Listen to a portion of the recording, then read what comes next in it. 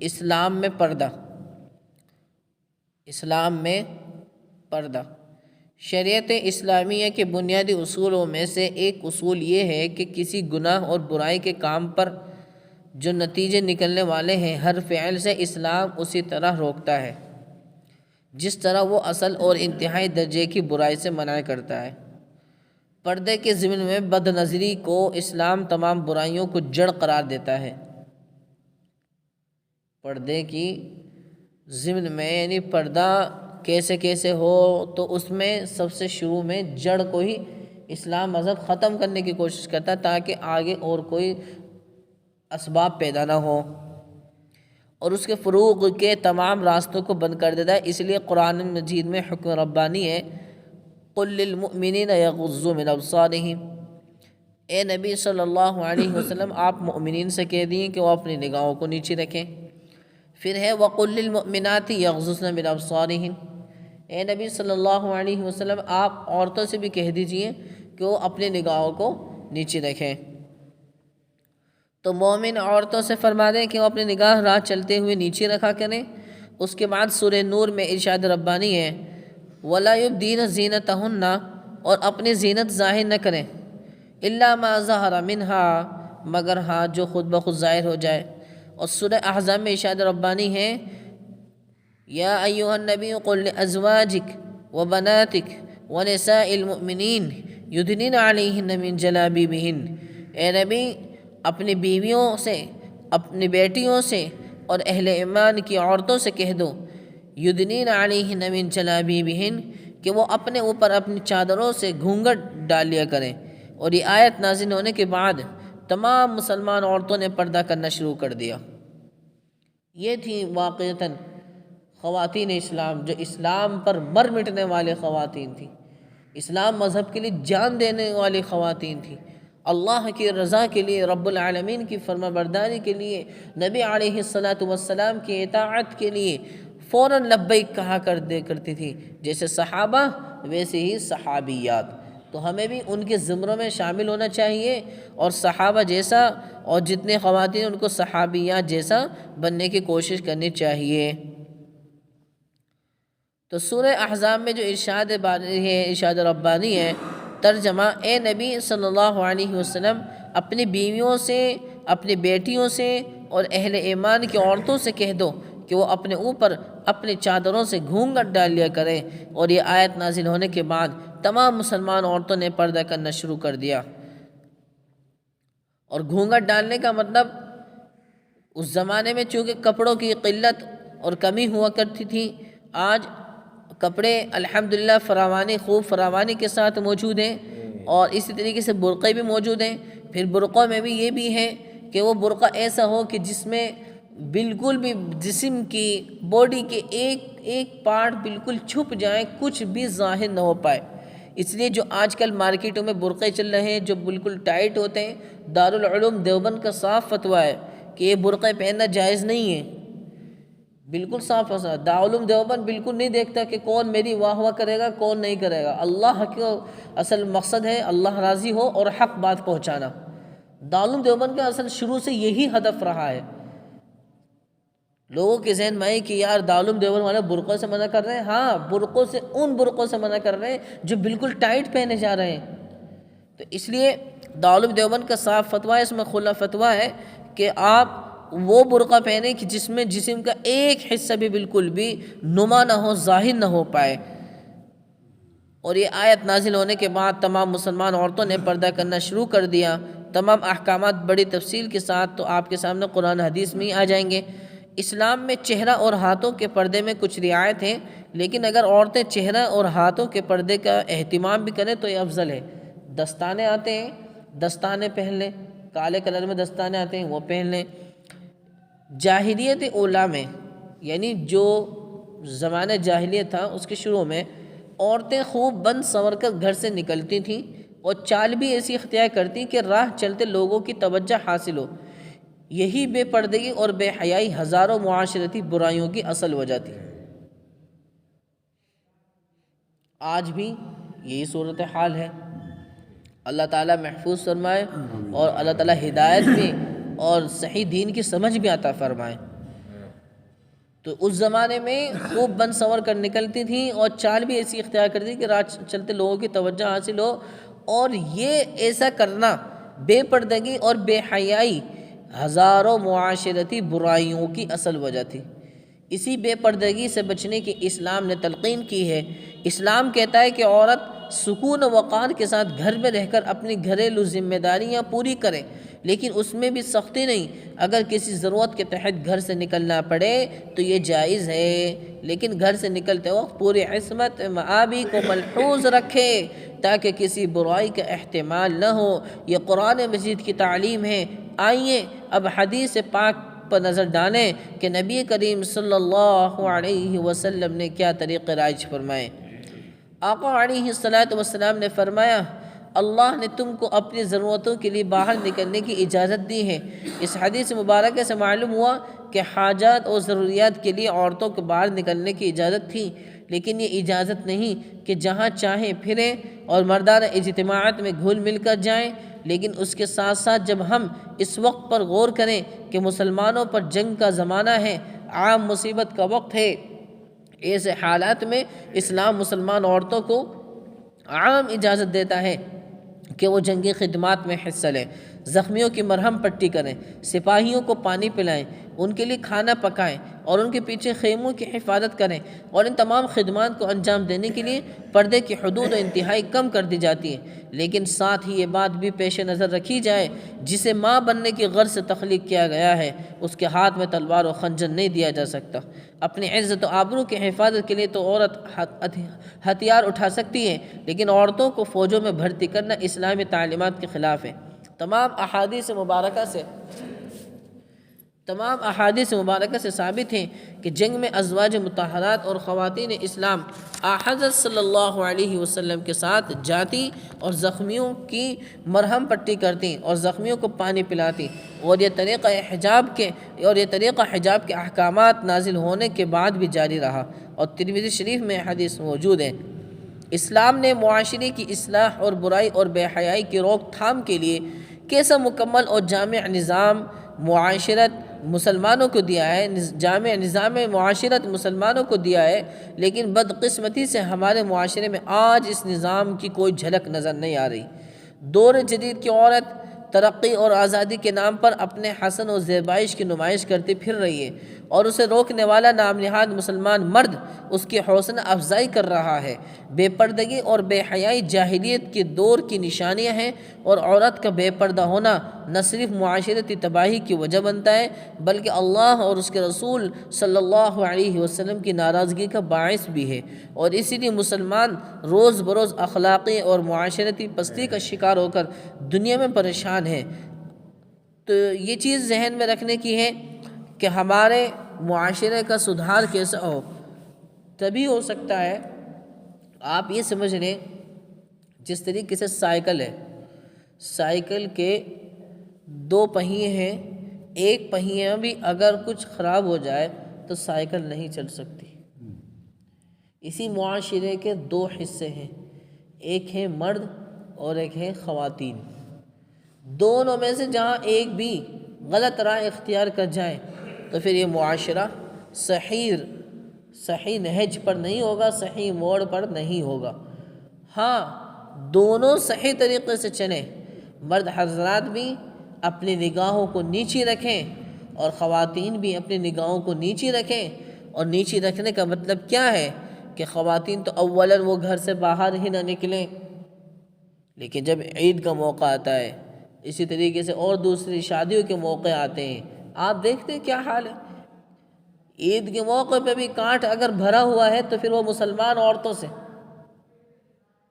Can't اگر بھرا ہوا ہے کانٹ بازار، تو وہ بھی مسلمان عورتوں سے۔ اس کی وجہ کیا ہے؟ اصل تو مرد ہی نہیں ہے گھر میں۔ اب ان کے حقوق پورے کرنے والے کون ہو؟ صحیح بات بالکل یہی ہے۔ پیسہ دیکھو ہے، ضرورت کی چیز ہے، لیکن اتنا بھی نہیں کہ ہماری جو وائفوں کے حقوق ہیں ان کو بھی نہ ادا کر پائیں۔ آپ زندگی بھر اپنی بیویوں کو پیسہ لا کر کے دے دو، خوب کروڑ روپے دے دو، اگر ان کے ساتھ نہیں رہے تو پھر وہ جو معیت ہے نا، رہنے کا جو حق ہے وہ نہیں دے پائے آپ، بالکل بھی۔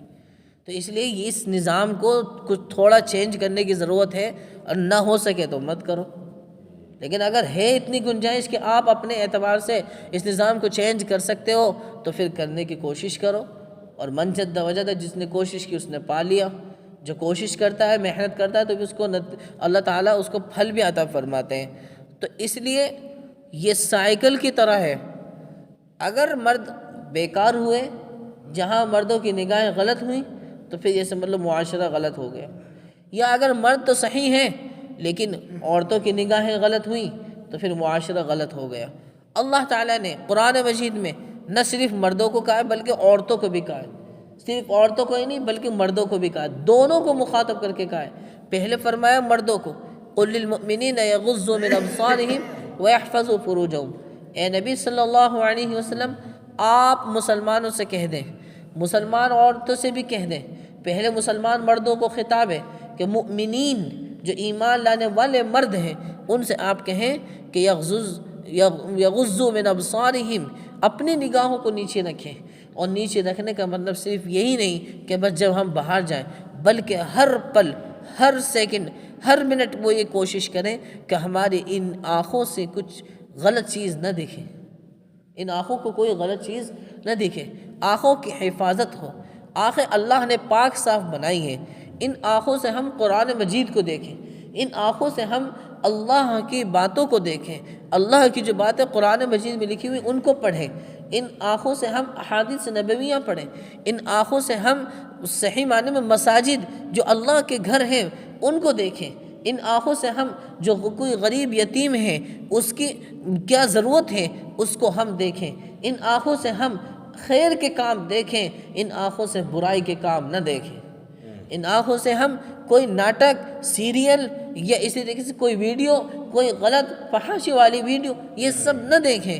آنکھوں کی پاکی انہی میں ہی ہے، آنکھوں کی گندگی دوسری چیزوں میں ہے، اور وہ ہے ناپاکی والی چیزیں، وہ ہے گندگی والی چیزیں۔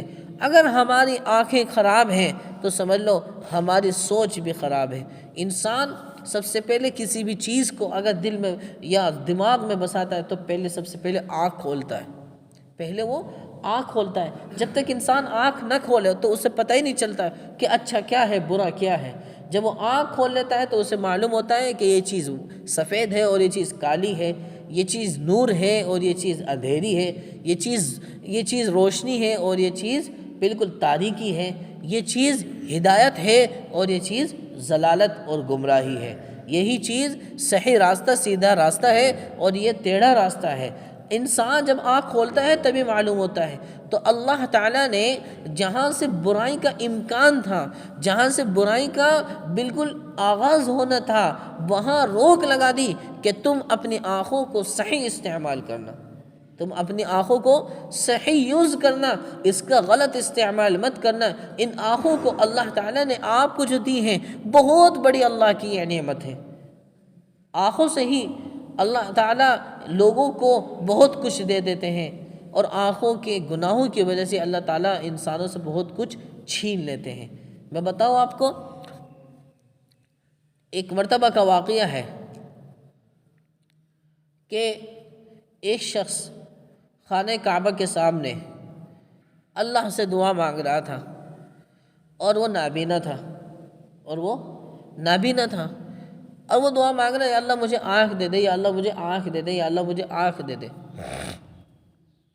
اتفاق سے اسی طواف جو چکر لگا رہا، طواف خانہ کعبہ کا جو چکر لگ رہا تھا، اسی طواف کے کوئی سے چکر میں حجاج بن یوسف نے اس شخص کو دیکھ لیا اور کہہ دیا کہ کیا کر رہا ہے تو؟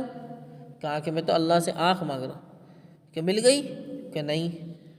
تو حجاج بن یوسف نے کہا میں اپنے چکر پورے کر لوں، میرے چکر پورے ہونے سے پہلے تیری آنکھ آ جانی چاہیے۔ کون تھا یہ حجاج بن یوسف؟ جس کے بارے میں کہا جاتا تھا ظالم کہا جاتا تھا جس کے بارے میں۔ ہاں ظالم تھا، لیکن مرتے وقت کہہ نہیں سکتے کہ اس نے توبہ کر لی اللہ تعالیٰ سے، اور اللہ تعالیٰ ہر ایک بڑے سے بڑے گناہوں کو معاف کرنے والا ہے۔ قرآن مجید پر خود زبر زیر پیش اس نے ہی لگوائے تھے، حجاج بن یوسف نے، اور جو کوئی نہیں لگا رہے تھے پکڑ کے زبردستی علماء کو بٹھایا اس نے کہ لگاؤ، کیونکہ اس وقت غلطیں بھی ہو رہی تھی قرآن مجید میں. تو بہرحال اور اس سے پہلے کی اور بات ہے قرآن مجید میں نکتے بھی نہیں تھے، اس سے پہلے نکتے بھی نہیں تھے قرآن مجید میں. خیر تو حجاج بن یوسف نے اس سے کہہ دیا، اب اس کے اوپر ہیبت طاری ہو گئی. اب اس نے سوچ لیا اگر مجھے اپنی جان بچانی ہے تو اللہ سے آنکھ لے کر ہی مانوں گا. تو اب اس نے جو ایسے گڑ گڑا کر اور پوری ہیبت کے ساتھ اور خوف خشیت کے ساتھ پوری اس نے دعا مانگی اللہ سے گڑ گڑا کر، تو پھر اس کے چکر پورے ہو گئے اور اس بندے کے آنکھ مل گئی. حالانکہ آنکھ تھی لیکن بینائی نہیں تھی اور دیکھ رہا تھا اللہ کی طرف کو. تو اگر کوئی ان آنکھوں کا استعمال صحیح کرے تو اللہ تعالیٰ اس کو انعامات سے نوازتے ہیں، اور کوئی اگر ان آنکھوں کا غلط استعمال کرے تو پھر ایٹومیٹک اس کا دل بھی گندا ہوا، اس کا دماغ بھی گندا ہوا، اس کی سوچ بھی گندی ہوئی، اور اس کے اعضاء بھی اب اللہ نہ کرے غلط کاموں کی طرف جائیں گے. حضرت مولانا طارق جمیل صاحب کی ملفوظات اور ان کے واقعات میں لکھا ہوا ہے کہ ایک مرتبہ جو خواتین حضرات ہیں یہاں پہ وہ برا نہ مانے، میں آپ کے تعلق سے نہیں کہہ رہا، لیکن ایک واقعہ ہے جو ہمارے لیے بھی ہے اور آپ کے لیے بھی ہے. اگر یہ چیز مرد اگر جو ہے دیکھے عورت کو تو پھر پیش آ سکتی ہے، تو پھر اس کا خدشہ یہ ہے کہ عورت بھی اگر مرد کو دیکھے تب بھی وہ چیز پیش آ سکتی ہے. کیا فرماتے ہیں وہ اپنی زندگی کا واقعہ مولانا طارق جمیل صاحب بتاتے ہیں کہ اچانک بس میری نظر ایک نامحرم عورت کے پیروں پر پڑی، تو بس پتہ نہیں اس کی نحوست تھی کہ میں کم از کم 20 حدیثیں میرے ذہن سے نکل گئی تھی، 20 احادیث میرے ذہن سے نکل گئی تھی، میرے حافظ سے کم ہو گئی تھی. یہی صورتحال اگر اس میں یہ نہیں کہ عورتوں کے اندر کوئی برائی ہے، نعوذ باللہ، یہ نہیں کہہ رہا میں بالکل بھی نہیں، عورت کے بغیر تو یہ سمجھ لیجئے اسلام کا جو ایک شریعت کا جو نظام ہے وہ پورا ہی نہیں ہو پائے گا. آدم جیسے کو جنت میں پہنچنے کے بعد بھی جی نہیں لگا، سمجھ رہے، اللہ تعالیٰ نے وہاں ان کے ہی جوڑا عطا فرمایا. تو آدمی اگر جو ہے اکیلے رہ لے اور خوب اے سی میں رہ لے اور خوب جو ہے گدوں پہ رہ لے، کچھ نہیں ہے. سکون کے ذریعے اللہ تعالیٰ نے ایک جوڑا بنایا ہے.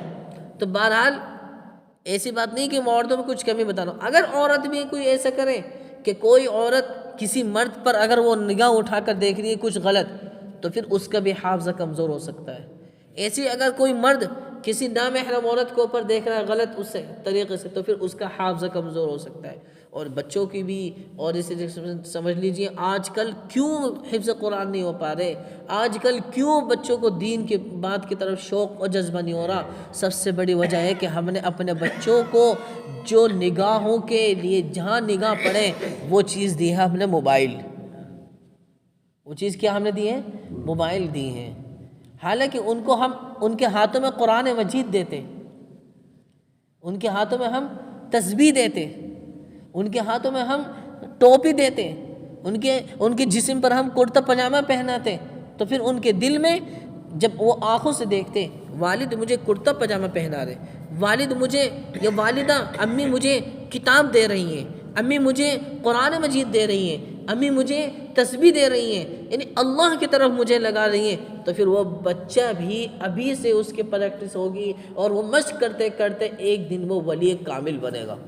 اور اگر آج کی مائیں یا والد اپنے بچوں کو قرآن مجید کے بجائے موبائل دیں، اپنے بچوں کو کتابوں کے بجائے کھیل کھلونے دیں، اور اسی طریقے سے اپنے بچوں کو وہ کرتا پجامہ پہنانے کے بجائے، یا بچیاں ہیں ان کو اسلامی لباس پہننے کے بجائے پینٹ شرٹ پہنائیں، تو پھر یقین جانیں یہ بچیاں اور یہ بچے آپ کے ولی کامل یا ولیہ کاملہ تو نہیں ہونے کی، لیکن آپ کے جہنم میں لے جانے کا سبب ضرور بن سکتی ہے.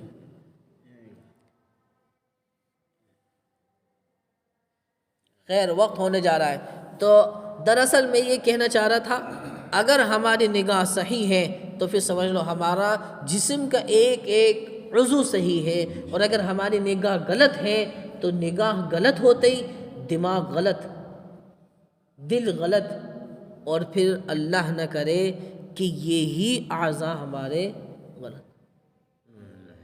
اور نبی کا وہ فرمان تو آپ نے سنا ہی ہوگا، منتخب احادیث میں فضائل اعمال میں سنا ہوگا آپ نے کہ آنکھوں کا زنا سنا ہے؟ آنکھوں کا زنا، نامحرم یعنی جو محرم نہیں ہے عورت اس کو دیکھنا. اور نبی نے فرمایا کہ جب بندہ آنکھوں سے زنا کرتا ہے، حالانکہ یہ سمجھ سے باہر ہے کہ آنکھوں سے زنا کیسے ہو، کہ بندہ آنکھوں سے زنا کرتا ہے، پھر دل میں اس کا خیال پیدا ہوتا ہے تو دل سے بھی اس نے زنا کیا، اور پھر اس کی تصدیق شرمگاہ کرتی ہے. اس کی تصدیق شرمگاہ کرتی ہے. سنا ہے آپ نے؟ نہیں سنا تو اب سن لیجئے. یعنی بندہ زنا کی طرف، جو اصل زنا ہے، بڑا زنا ہے، اس کی طرف ایک دم نہیں جاتا. سب سے پہلے جو اس کے ذہن میں آتی چیزیں وہ ہے آنکھ اٹھانا.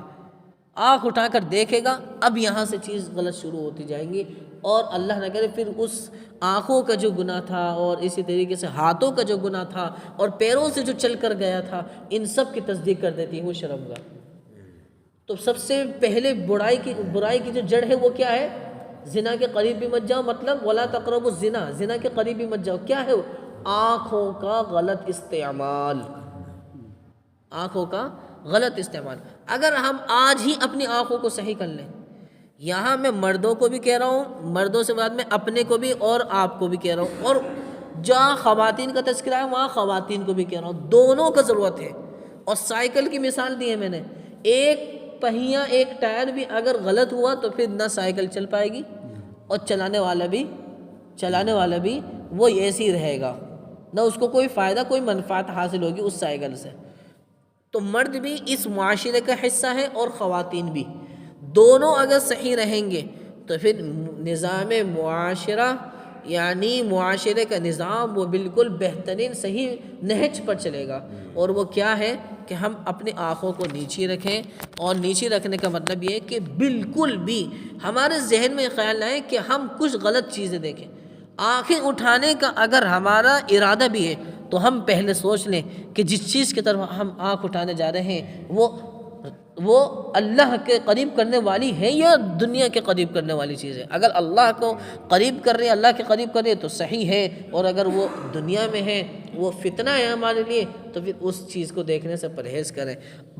تو اللہ رب العزت سے دعا ہے کہ مسلمانوں کو یہود اور ہنود کے طریقوں سے بچا کر قرآن و حدیث کی روشنی میں اپنے معاشرے کی اصلاح اور اسلامی قوانین نافذ کرنے کی توفیق عطا فرمائے. اور اللہ تعالیٰ تمام مردوں کو بھی اور مسلمان عورتوں کو بھی پردہ کرنے کا مطلب یہ ہے کہ مسلمان مرد اپنی نگاہوں کو صحیح رکھیں اور مسلمان عورتیں بھی اپنی نگاہوں کو صحیح رکھیں. اللہ تعالیٰ اس کی توفیق عطا فرمائے تاکہ آنے والی نسلیں جب ان کی گود میں پروان چڑھیں تو شرم و حیا جیسی خوبیاں پیدائشی طور پر ان میں موجود ہوں. شرم و حیا کے سب پیکر ہوں. شرم و حیا صرف عورت کے لیے نہیں. آج کل گھروں میں ایسا کچھ ہوتا ہے کہ جب شادیاں ہوتی ہیں تو اس وقت بچی کی خواہش اور بچی کی تمنا نہیں معلوم کی جاتی کہ آپ کس درجے کا شوہر چاہتی ہیں. اگر کوئی لڑکی کہہ بھی دے تو پھر کہتے ہیں یہ بے حیا ہے. مطلب مرد سارے کام کرتے پھریں وہ باحیا، اور عورت اگر کچھ ایک خواہش اور اپنی ایک رائے ظاہر کر دے اور وہ بھی صحیح ہو اسلام کی نظر میں تب بھی وہ بے حیا نہیں. اسلام معاشرہ بہت ہی سہل ہے، آسان ہے، لیکن اس کو ہارڈ بنا دیا ہم نے اپنی رائے داخل کر کے، اپنی تمنا ہے. نہ بڑوں کی تمنا یہ ہے، بڑوں سے یہ چلتا ہوا آ رہا ہے، رسومات اور بدعات یہ چلتی ہوئی آ رہی ہیں. ان سب کو کہنا کسی کا دین سے اب دنیا بھاری ہو گئی لوگوں کے لیے. دین سے اب دنیا بھاری ہو. کیوں؟ ہم نے اپنی خواہشات، اپنی رسومات اس میں ایڈ کر دی ہیں، شامل کر دی ہیں. تو اس لیے دونوں مرد اور خواتین اس نظام معاشرے کا حصہ ہیں، اور اللہ تعالیٰ دونوں حضرات کو صحیح معنی میں دین اسلام پر مکمل عمل کرنے کی توفیق مرحمت فرمائے. الحمد للہ رب العالمین والعاقبۃ للمتقین والصلاة والسلام علی سید المرسلین. یا رب صلی وسلم دائما ابدا علی حبیبک خیر الخلق کلہم. یا اللہ تو ہم سب کے تمام گناہوں کو معاف فرما. یا اللہ ہمارے تمام خطاؤں کو درگزر فرما، تمام سیئات کو حسنات سے مبدل فرما، تمام لغزشوں کو معاف فرما. آقا علیہ الصلوۃ والسلام نے جتنی بھی خیر کی سی دعائیں مانگی ہیں ان تمام اچھی دعاؤں میں ہمارا حصہ عطا فرما. جتنی برائیوں سے شرور فتن سے اللہ کے نبی نے پناہ مانگی تھی تمام برائیوں سے شرور فتن سے ہماری حفاظت فرما۔ یا اللہ ہم سب پر، پوری امت مسلموں پر، زندوں پر، مردوں پر، یا اللہ چھوٹوں پر، بڑوں پر، یا اللہ رحم و کرم کا، عافیت کا، سکون کا معاملہ فرما۔ یا اللہ جو نہ صرف مسلمانوں میں سے جا چکے ہیں، مسلمان مرد اور مسلمان عورتیں، یا اللہ ان سب کی مغفرت فرما، قبر کے عذاب سے یا اللہ ان کی حفاظت فرما، جنت کی ہوائیں ان کو عطا فرما۔ یا اللہ ان کے قبروں کو شاندار، عالی شاندار محل بنا دیجئے۔ یا اللہ جو موجود ہیں لیکن بہت سے بیمار ہیں، تمام بیماروں کو شفا عطا فرما دیجئے۔ جو بے اولاد ہیں ان کو نیک صالح اولاد عطا فرما دیجئے۔ جن کو نر اولاد کی ضرورت ہے ان کو نرین اولاد عطا فرما دیجئے۔ یا اللہ سب کو ایسی اولاد عطا فرمائے جو ماں باپ کے آنکھوں کی ٹھنڈک ہو اور ماں باپ کی فرما بردار ہو۔ یا اللہ ماں باپ کو بھی اولاد کے تمام حقوق ادا کرنے کی توفیق عطا فرمائے۔ اور یا اللہ جو بے جوڑا ہیں ان کو نیک صالح فرماردار جوڑا عطا فرما دیجئے۔ جن بچیوں کے رشتوں کے انتظام نہیں ہو پا رہے میرے مولا ان کے رشتوں کے انتظام، اور جن بچیوں کے رشتوں کے انتظام ہو گئے میرے مولا ان کی شادیوں کے نکاحوں کے انتظام بغیر خزانے سے پورے فرما دیجئے۔ اور یا اللہ جن بچیوں کے یا اللہ نکاح ہو چکی ہیں، یا اللہ آخری سانس تک، یا اللہ شوہر اور بیوی کو، یا اللہ زوجین کو آپس میں پیار و محبت کے ساتھ آخری سانس تک زندگی گزارنے کی توفیق عطا فرما دیجئے۔ یا اللہ ہمارے ایمان میں، نیک اعمال میں، کاروبار میں، روزگار میں، گھر بار میں یا اللہ خیر و برکت، ترقی، بڑھوتری، اضافہ عطا فرما دیجئے۔ یا اللہ سبھی میں، یا اللہ کھیت میں، یا اللہ ہمارا جو بھی یا اللہ معاشرتی اور ہمارا اسی طریقے سے یا اللہ تجارت والے دکان ہو، یا اللہ کاروبار ہو، یا اللہ کارخانے ہو، یا اللہ فیکٹری ہو، یا اللہ سبھی میں یا اللہ آپ خیر و برکت عطا فرما دیجئے، حلال آمدنی اور حلال روزی عطا فرما دیجئے، حرام لقموں سے اور حرام پیسوں سے، حرام دولت سے، حرام کمائی سے ہماری حفاظت فرما دیجئے۔ یا اللہ حلال باتیں کرنے کی توفیق عطا فرما دیجئے، حلال کام کرنے کی توفیق عطا فرما دیجئے، اور برائیوں سے اور گناہوں کے کاموں سے اور حرام کاموں سے، حرام باتوں سے یا اللہ غیبتوں سے اور چغلیوں سے، ان تمام برائیوں سے ہمیں بچنے کی توفیق عطا فرما دیجئے۔ میرے مولا کریم یا اللہ جب تک زندہ رکھیں اس دنیا میں تو ہم کو یا اللہ اسلام پر زندہ رکھنا، حقوق اللہ بھی ادا کرنے کی توفیق عطا فرمانا اور حقوق العباد بھی ادا کرنے کی توفیق عطا فرمانا، نماز 5 وقت یا اللہ پابندی کے ساتھ پڑھتے رہنے کی توفیق عطا فرمانا، تہجد کی نماز کا بھی اہتمام کرنے کی توفیق عطا فرمانا، قرآن مجید کی تلاوت زیادہ سے زیادہ یا اللہ کرنے کی توفیق عطا فرمانا، اور قرآن مجید کو سمجھ کر اس پر عمل کرنے کی بھی توفیق عطا فرمانا، سنت نبی کے مطابق زندگی ڈھالنے کی توفیق مرحمت فرمانا، اور یا اللہ جب موت دیں یا اللہ ہمارا خاتمہ فرمائے تو ایمان پر خاتمہ فرمانا، یا اللہ خاتمہ بالخیر فرمانا، یا اللہ جب ہمیں موت آئے تو یا اللہ زبان پر ہمارے لا الہ الا اللہ محمد الرسول اللہ، اور کم از کم یا اللہ دل میں تو ضرور ہو لا الہ الا اللہ محمد الرسول اللہ، اور اس وقت ہم اس دنیا سے جائیں یا اللہ بخشے مندوں میں شمار فرمانا، یا اللہ اگر آپ اپنے پاس بلائیں تو ہمیں یا اللہ نبی والی صفت ہم اپنائے ہوئے ہوں، یا اللہ نماز کی حالت میں ہم ہوں، یا اللہ آپ کو سجدہ کرتے ہوئے ہوں، یا اللہ اپنے پاس جب آپ بلائیں تو اپنا بنا کر بلانا، یا اللہ ہمیں جب آپ اپنے پاس بلائیں تو اپنا بنا کر بلانا، یا اللہ قبر کے عذاب سے ہماری حفاظت فرمانا، پل صراط جہنم کے عذاب سے ہماری حفاظت فرمانا، اور پل صراط پر بجلی کی طرح گزرنے کی توفیق عطا فرمانا۔ میرے مولا کریم یا ارحم الراحمین بلا حساب و کتاب جنت الفردوس میں اعلیٰ سے اعلیٰ مقام عطا فرمانا، یا اللہ جو مانگو بھی عطا فرما، جو مانگنے سے رہے گا بھی عطا فرما، یا اللہ مرنے سے پہلے حج بیت اللہ ضرور عطا فرمانا، یا اللہ ایسا حج عطا فرمانا کہ اس کے بعد ہم کوئی برائی کی طرف قدم ہی نہ اٹھا سکیں، یا اللہ ایسا حج عطا فرمانا جو حج مبرور ہو، جو ایسا حج عطا فرمانا کہ جس کے بعد ہمارا دین مکمل ہو جائے، ایسا نہ ہو کہ اللہ ہم حج بھی کر آئیں اور اس کے بعد بھی گناہ کرتے رہیں، یا اللہ ایسے حج سے ہماری حفاظت فرمانا، ہمیں ایسا حج عطا فرمانا کہ اب اس کے بعد ہم کوئی گناہ ہی نہ کر سکیں۔ میرے مولا کریم خیر عطا فرما دیجئے، سکون عطا فرما دیجئے، راحت عطا فرما دیجئے، پریشانیوں سے الجھنوں سے ہماری حفاظت فرما دیجئے، یا اللہ جتنے بھی مرد حضرات یہاں پہ بیٹھے ہوئے ہیں ہر ایک کی دلوں کی تمنا جائز مراد پوری فرما دیجئے، اور خواتین حضرات کے دلوں میں بھی جو تمنائیں، آرزو، طلب، خواہشیں، دعائیں ہیں یا اللہ ہر ایک خاتون کی یا اللہ تمام جائز دعائیں، جائز تمنائیں پوری فرما دیجئے، یا اللہ اس دعا کو نبی پاک صلی اللہ علیہ وسلم کے صدقے فعل قبول و منظور فرما لیجئے برحمتک یا ارحم الراحمین۔